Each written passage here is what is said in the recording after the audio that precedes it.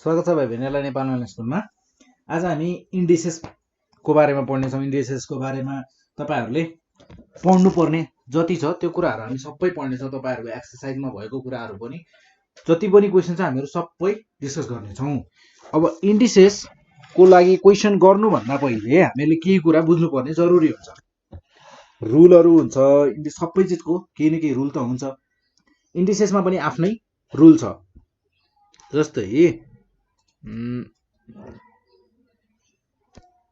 जस्तै इन्डिसेसको रुलहरू के छन् भने रुल नम्बर 1, यदि मेरो x to the power m छ र मैले त्यसलाई मल्टिप्लाई गरेको छु x to the power n ले भने, यदि मैले मल्टिप्लाई गरेको छु भने, अब मल्टिप्लाई गरेको त छु तर कसरी मल्टिप्लाई गरेको छु त्यो पनि हेर्नु पर्यो। यहाँ हेर्नुभयो भने तपाईहरुले बेस सेम देख्नुहुन्छ x।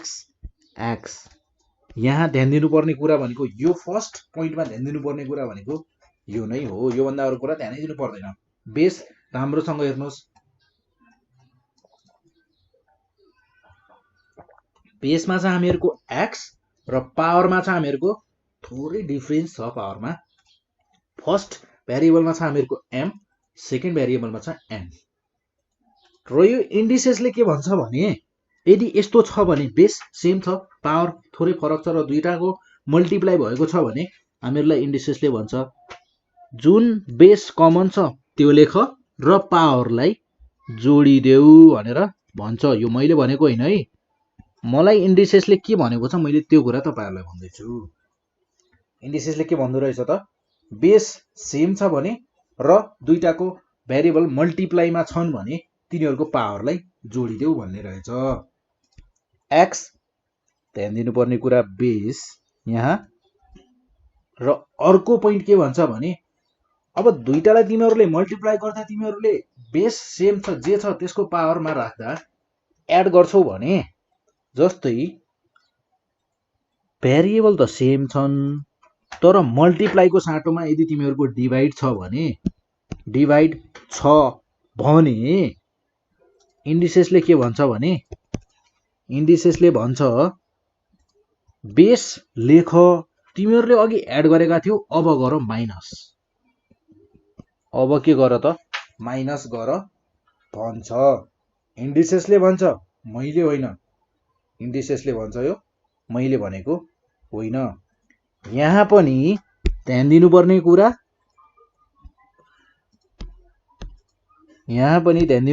भनेको हामीहरुको बेस। यहाँ पनि ध्यान दिनुपर्ने कुरा भनेको बेस सेम छ। यहाँ पनि x to the power m divided by x to the power n is equals to x to the power m minus n। केही पनि गरेको छैन, जस्ट m माइनस n। र अर्को कुरा सकेसम्म के गरौँ थाहा छ हामीहरु, सकेसम्म हामीहरुले गर्नुपर्ने हुन्छ यहाँ र यहाँ यसरी ब्र्याकेट लगाइदिनु। यदि अल्छी लागेको छैन भने यसरी ब्र्याकेट लगाइदिउँ न है। ब्र्याकेट लगाइदिँदा हामीहरुको क्वेशनमा कहिलेकाहीँ कन्फ्युजन हुन्छ। x मात्र लेख्यौं भने अब चाहिँ कन्फ्युजन हुँदैन। माथि पनि m प्लस n लाई पनि यसरी ब्र्याकेटमा राख्दियौं। यसरी राख्दा अब कन्फ्युजन हुँदैन, अवश्य पनि हुँदैन। जस्तै x को साटोमा अघि मैले ब्र्याकेट नलगाएको केसहरुमै x को ठाउँमा मेरो x प्लस 1 छ भने र पावरमा m divided by x plus 1 को पावरमा n छ भने, यदि मैले ब्र्याकेट नलगाएको भए यो 1 टु दी पावर जस्तो अहिले देखिएको छैन, के थाहा हतारमा लेख्दा देखिन सक्छ। सो ब्र्याकेट लगाउँदा चाहिँ राम्रो, एकदमै राम्रो। सो हामीहरु जे राम्रो कुरा छ त्यही गर्छौं, नराम्रो कुरा त हामी गर्दैनौं।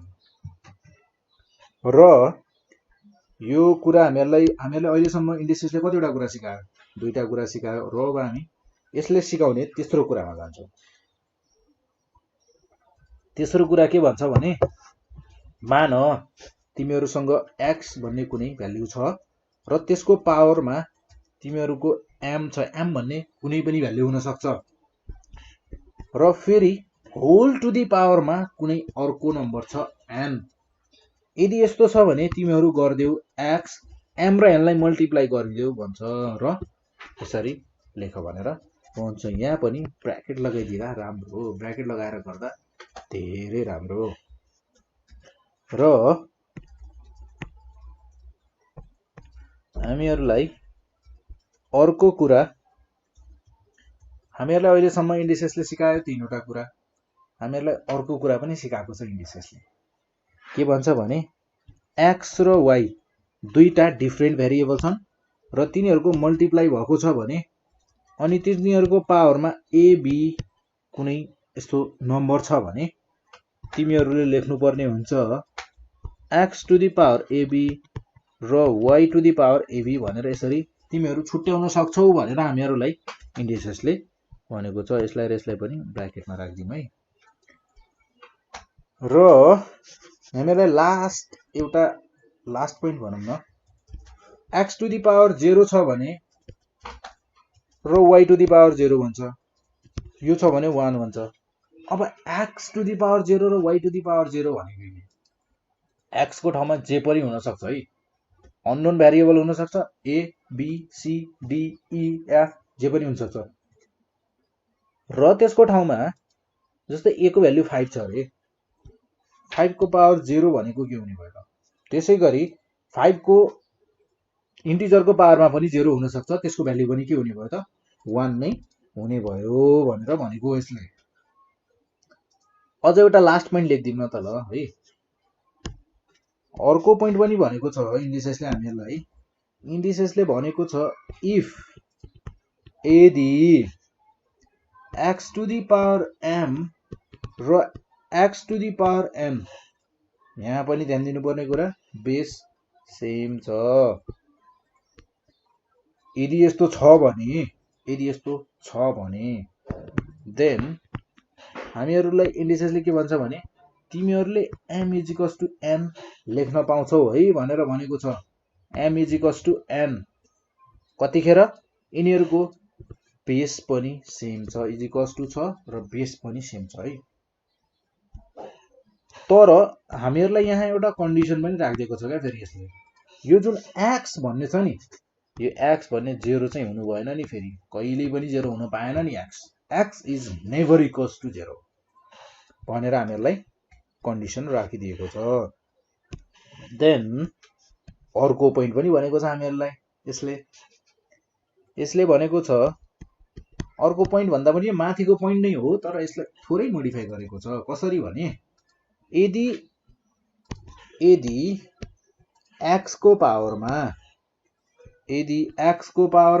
m छ र त्यसै गरी y को पावरमा पनि m छ भने देन इन्डिसेसले के भन्छ भने तिमीहरू लेख्देऊ x is equals to y लेख्देऊ भनेर भनेको छ। यो पनि मैले भनेको होइन, इन्डिसेसले भनेको। र यो पोइन्टमा ध्यान दिनुपर्ने कुरा पावर बेसमा डिफरेन्ट छ तर पावर के छ त? पावर एकदमै सेम छ, डिटो छ पावर हामीहरूको। हामीहरू यति कुरा मात्र बुझियो भने इन्डिसेसमा लगभग इन्डिसेस भइयो। इन्डिसेसमा बुझ्नुपर्ने कुरा चाहिँ छैन। अब हामी इन्डिसेसमा जति पनि क्वेसन गर्छौँ सबै यति कुराहरूमा रिलेटेड छ। कतिवटा कुरा छ त? धेरै त छैन जस्तो लाग्छ मलाई। 1 2 3 4 5 6 7 वटा कुरा त रहेछ। त्यो पनि सबै के छ त? रिलेटेड छ। जस्तै फर्स्ट क्वेसन लिउँ है। हामीहरूको इन्डिसेसमा फर्स्ट क्वेसन ल, फर्स्ट क्वेसन लिए मैले ल 8/27 whole to the power -1/3 into 32/243 whole to the power 1/5। अब आयो समस्या। हामीहरूलाई अब यस्तो त कुनै रुल नै पढेका छैनौँ त हामीहरूले, जसमा बेस पनि डिफ्रेन्ट छ पावर पनि डिफ्रेन्ट छ। तर यसो हेर्दा 8/27 छ। 8 लाई हामी 2 को क्युब बनाउन सक्छौँ र 27 लाई 3 को क्युब बनाउन सक्छौँ। यसलाई पहिले change गर्दियौँ।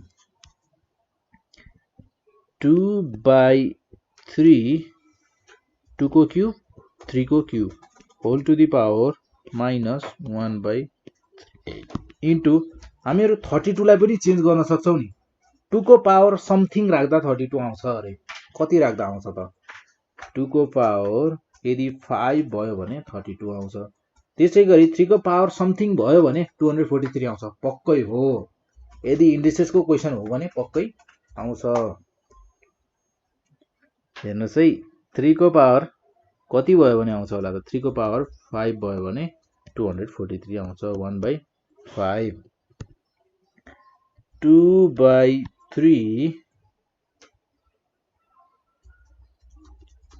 Whole to the power -1 into 3 -1/3 into 3 into 2/3 whole to the power 5 into 1/5 भने हामीहरूको 5 र 5 क्यान्सल आउट, त्यसै गरी 3 र 3 क्यान्सल आउट। देन हामीहरूको यहाँ बच्यो 2/3 होल टु दी पावर -1 र 2/3 होल टु दी पावर 1। अब हामीहरूको यो कुरा त कहाँ कहाँ म्याच भयो जस्तो लाग्यो। बेस के छ हामीहरूको? यहाँ हेर्दा बेस सेम छ। बेस सेम छ हामीहरूको 2/3 तर पावरमा थोरै डिफ्रेन्ट छ। अगाडि फर्स्ट भेरिएबलमा हामीहरूको पावरमा -1 छ र सेकेन्ड भेरिएबलमा हामीहरूको पावरमा 1 मात्र छ। यदि त्यस्तो हो भने हामीहरूले कुन फर्मुला लगाउन सक्ने भयो त? फर्स्टको पोइन्ट नै युज गर्न सक्ने भयो। हामीहरूले लेख्न सक्ने भयौँ 2/3 -1 + 1। अब यो -1 + 1 गर्दा 2/3 टु दी पावर 0 भएछ। अब 2/3 पावर 0 लाई के लेख्ने त? हामीहरूले एउटा यहाँनिर पोइन्ट नम्बर 5 मा एउटा पोइन्ट पढेका थियौँ। x to the power 0 = y to the power 0 = 1। यहाँ युज गर्न पायौँ, आरामसँग युज गर्न पायौँ। यो भनेको त हामीहरूको 1 भयो। हामीहरूले एउटै क्वेसनमा दुईटा चिज युज गर्यौँ, पोइन्ट नम्बर 1 र पोइन्ट नम्बर 5। यसरी अब हामीहरूको 7वटा पोइन्ट एउटै क्वेसनमा पनि युज हुन सक्छ। यो भयो। यो त थियो हामीहरूको एउटा सिम्पल क्वेसन थियो। अब हामी गर्छौँ थोरै मात्र डिफ्रेन्ट, अलिकति मात्रै गाह्रो क्वेसन। धेरै गाह्रो पनि होइन, अलिकति मात्र है। जस्तै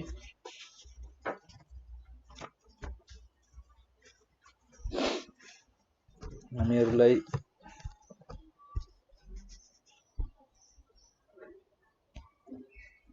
जस्तै 1 नम्बर क्वेसन लिए मैले। यसमा छ x to the power a - b into y to the power c - b upon x to the power 2b - a into y to the power c।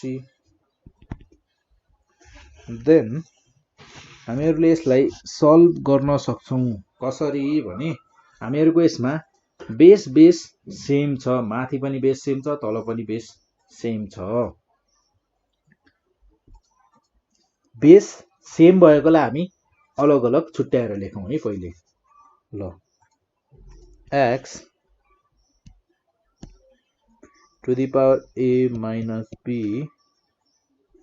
Upon बिचमा इन्टु राख्न सक्छौँ र x टु दी पावर हामीहरू लेख्न सक्छौँ 2b - a। त्यसै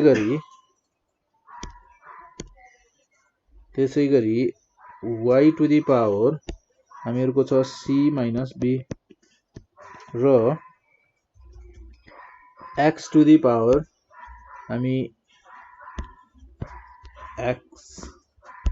हामीहरूको यहाँ हुने भयो y टु दी पावर हामीहरूको छ यहाँ c। अब हामीहरूको के छ त बेस सेम छन् तर डिभाइडमा छन् बेस सेम छन् डिभाइडमा छन् भने के हुने भयो त बेस लेखिने भयो र पावर माइनस गरिने भयो पावर माइनस गरिन्छ भने के हुने भयो त यो हुने भयो हामीहरूको x to the power a minus b minus हामीहरूको हुने भयो 2b माइनस a यसलाई ब्र्याकेटमा राखौं र सकेसम्म यसलाई पनि ब्र्याकेटमा राखौं यसलाई पनि ब्र्याकेटमा राखौं यसलाई पनि ब्र्याकेटमा राखौं सकेसम्म इन्टु हामीहरूको यहाँ छ y टु दी पावर हुने भयो c minus b minus c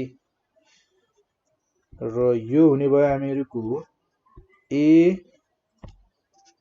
minus b minus 2b minus into minus plus a into y to the power हामीहरूले यहाँ plus c minus c cancel out हुन सक्छ र y को पावरमा हामीहरूको बस्ने भयो माइनस b मात्र देन हामीहरूले यहाँ पनि